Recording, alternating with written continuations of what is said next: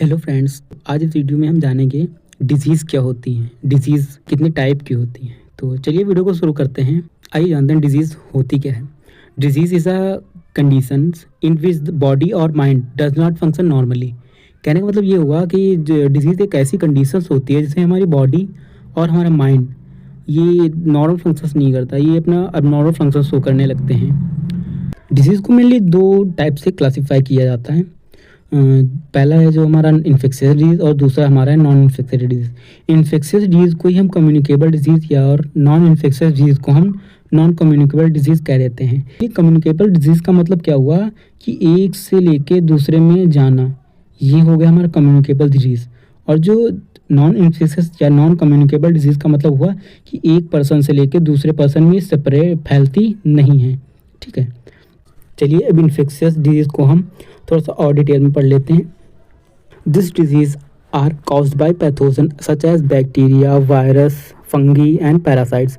कहने का मतलब ये हुआ, ये जो इन्फेक्शियस डिजीज़ होती हैं ये किसी न किसी पैथोजन के द्वारा होती हैं। तो वो पैथोजन हमारा कोई भी हो सकता है, जैसे बैक्टीरिया है या वायरस है या फंगी है या पैरासाइट है। They can spread from one person to another person through air, food, water, vector, fly या मॉस्किटो हो सकता है, एनिमल और डायरेक्ट कांटेक्ट। ये जो इन्फेक्शियस डिजीज़ होती हैं ये एक पर्सन से दूसरे पर्सन में फैलती हैं। जो ये फैलने का कारण कोई भी हो सकता है, जैसे कि फूड हो सकता है हमारा, या पानी हो सकता है, या वेक्टर कोई हो सकता है, जैसे मच्छर है, मक्खी है।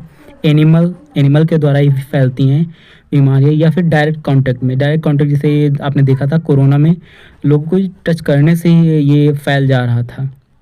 जो कोरोना है हमारा वो वायरस के द्वारा हो रहा था। चलिए अब सब टाइप ऑफ जो इन्फेक्शियस डिजीज़ हैं उनके बारे में देख लेते हैं। ये क्लासिफिकेशन है वो पैथोजन टाइप के और मोड ऑफ ट्रांसमिशन के आधार पर है। जो पहला क्लासिफिकेशन हमारा दिया गया है वो है रेस्पिरेटरी इन्फेक्शन। रेस्पिरेटरी इन्फेक्शन में जैसे डिजीज़ आती हैं, चिकन पॉक्स ले लो या इन्फ्लुएंजा ले लो, रूबेला या ट्यूबरकुलोसिस है। हालांकि ट्यूबरकुलोसिस जो हमारा ये प्राइमरी सेकेंडरी स्टेज में नहीं फैलता है, बट ये टर्शियरी स्टेज में फैलने लगता है। ठीक है, तो अगला जो है इंटेस्टाइनल इन्फेक्शन। इंटेस्टाइनल इन्फेक्शन में कॉलरा आ जाता है, टाइफाइड आ जाता है, डायरिया आ जाता है और फूड पॉइजनिंग आ जाता है। ठीक है, और वेक्टर बॉर्न डिसीज़ अगला जो सब टाइप हमारा है वो वेक्टर बॉर्न डिसीज़। इसी को हम आर्थ्रोपोड बॉर्न डिसीज़ बोल देते हैं। इसमें मलेरिया आता है हमारा, डेंगू आता है, पैरालिसिस आता है, चिकनगुनिया आता है। जो अगला सब टाइप हमारा है वो है सरफेक्ट इन्फेक्शन। तो सरफेक्ट इन्फेक्शन में जो डिजीज़ आती हैं वो है ट्रैकोमा और टेटनस। फंगल इन्फेक्शन में जैसे रिगवॉर्म आता है, एथलीट फूट आता है। जो अगला सब टाइप हमारा दिया गया है वो है सेक्सुअल ट्रांसमिटेड डिसीज़। इसमें हमारा HIV या एड्स आ जाता है और सेप्लिस आ जाता है। अब जो मेन डिजीज़ का हमारा दूसरा टाइप है, जो दूसरा टाइप हमारा है वो है नॉन इन्फेक्शियस डिजीज़ या non communicable disease. This disease are not caused by pathogen. ये जो डिजीज़ जो होती हैं ये पैथोजन के द्वारा नहीं होती हैं and do not spread person to person. और ये डिजीज़ जो होती हैं ये एक पर्सन से दूसरे पर्सन में फैलती भी नहीं है। फैलने का मतलब ये है एक से टच करने से या दूसरे टच करने से ऐसे फैलती नहीं है। They usually occur due to genetic, lifestyle, nutritional and environmental factor. जो ये डिजीज़ होती हैं ये एक से पर्सन से दूसरे पर्सन में नहीं फैलती हैं। ये हमारी जो होती हैं वो जेनेटिकली होती हैं या लाइफस्टाइल की वजह से हो जाती हैं, न्यूट्रिशन डिफिशिएंसी की वजह से जैसे कुपोषण वगैरह हो जाता है, और इन्वायरमेंटल फैक्टर की वजह से भी ये डिजीज़ हो जाती हैं। आइए अब हम जान लेते हैं सब type of non infectious disease के बारे में। सबसे पहला जो हमारा टाइप है वो है जेनेटिक डिसीज़।